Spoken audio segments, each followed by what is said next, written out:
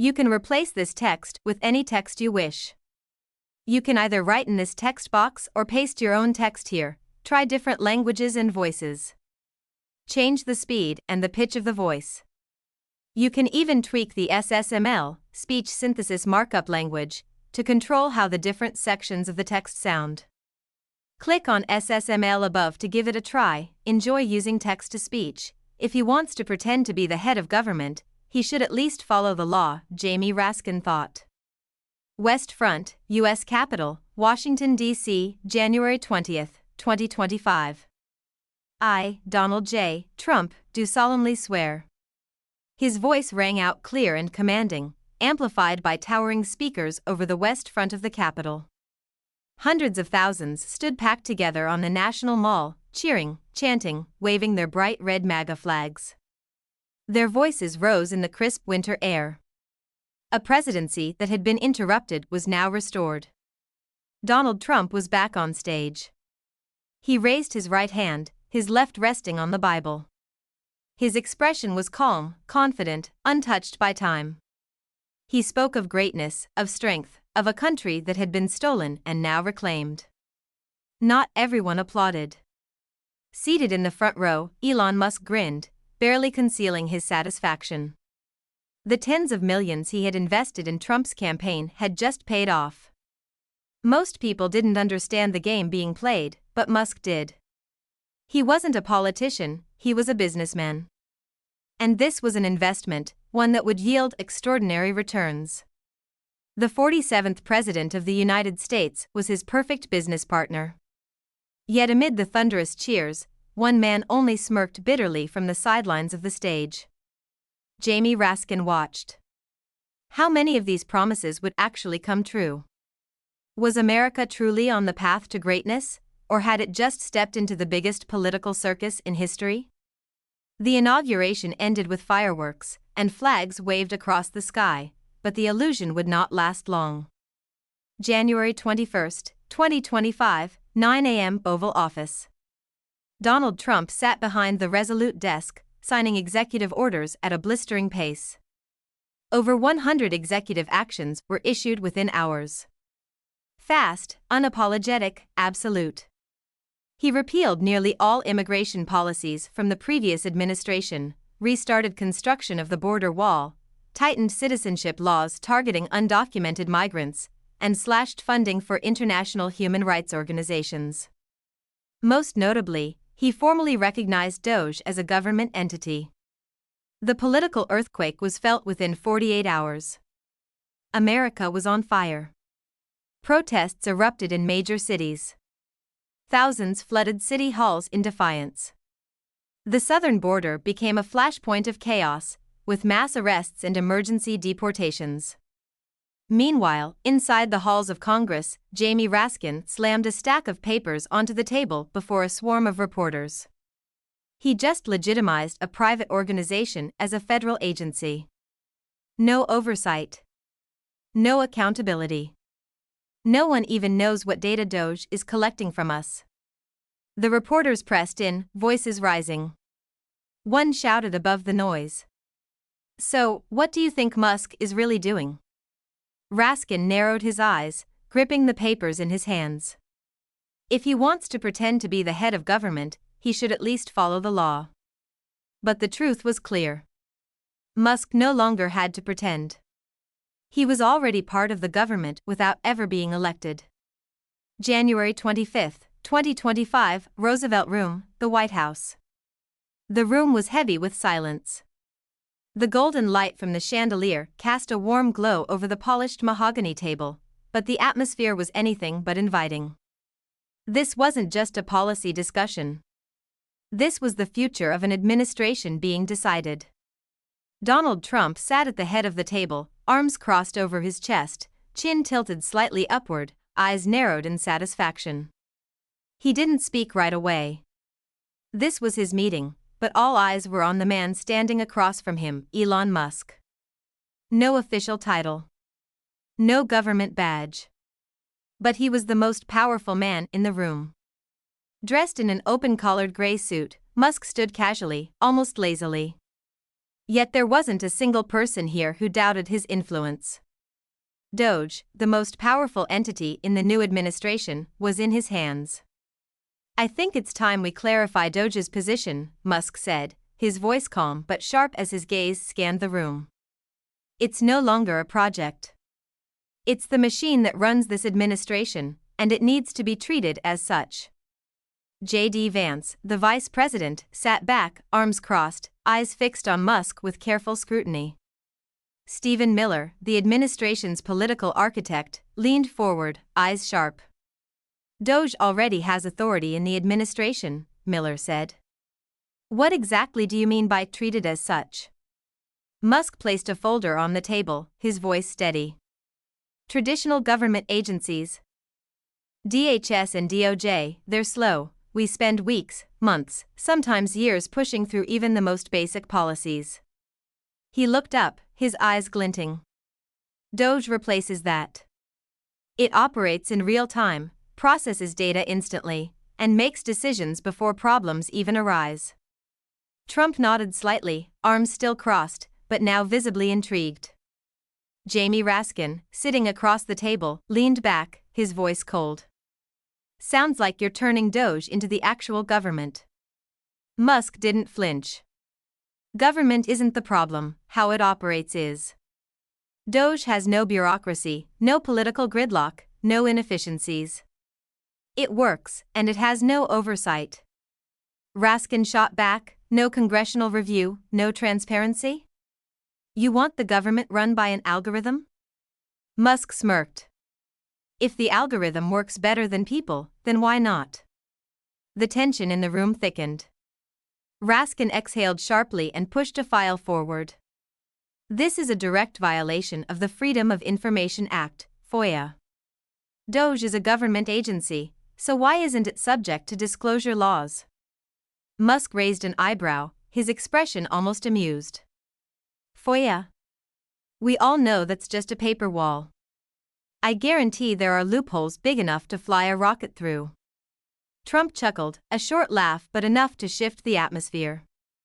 Jamie, you need to think bigger, he said, tilting his head slightly, eyes glinting as he looked at Raskin. We're in a war. Big tech, left-wing media, the bloated bureaucracy, they've all been working against us. We need power, he gestured toward Musk, and he has the tools to help us win. Raskin narrowed his eyes, voice laced with sarcasm. And what's the price? Musk tilted his head, his smile cold. Price? I'd say this is cooperation. Trump clapped his hands on the table, his eyes lighting up. Good, then let's do it. The decision was made. Doge was no longer just a project, it had become the actual government. Elon Musk was no longer just a businessman, he was now running the country in a way no one had ever seen before. Capitol Hill, Washington, D.C., January 28, 2025. Jamie Raskin stood at the House podium, gripping a thick stack of documents. His eyes scanned the chamber, meeting the faces of lawmakers, some listening intently, others leaning back with arms crossed, exuding indifference, and some staring him down with thinly veiled hostility. He didn't care, he wasn't here for political theater. Doge is no longer a private company, it is functioning as a shadow federal agency, yet it remains completely outside congressional oversight, he said. A brief silence filled the room. It holds the data of millions of American citizens, it has the power to shape information at will, and yet to this day we have no oversight mechanism in place to regulate it. Across the aisle, Republican House Leader Jim Jordan smirked. So what you're saying is that Elon Musk is running the government instead of President Trump? His tone dripped with sarcasm. This sounds more like a Democratic smear campaign than a legitimate concern.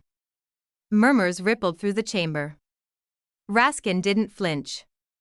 If you don't believe me, let me remind you, Doge currently controls the government's data infrastructure, yet it is not subject to the Freedom of Information Act. I am demanding that this administration disclose exactly what data Doge has been collecting from the American people immediately. Matt Gaetz, one of Trump's most vocal allies, shot up from his seat. I object to this demand. This is nothing but a desperate attempt by the Democrats to undermine the new administration. Jim Jordan nodded in agreement. We all know FOIA has never worked effectively for traditional agencies. Now that DOJ is actually making the government run efficiently, you want to hold it back?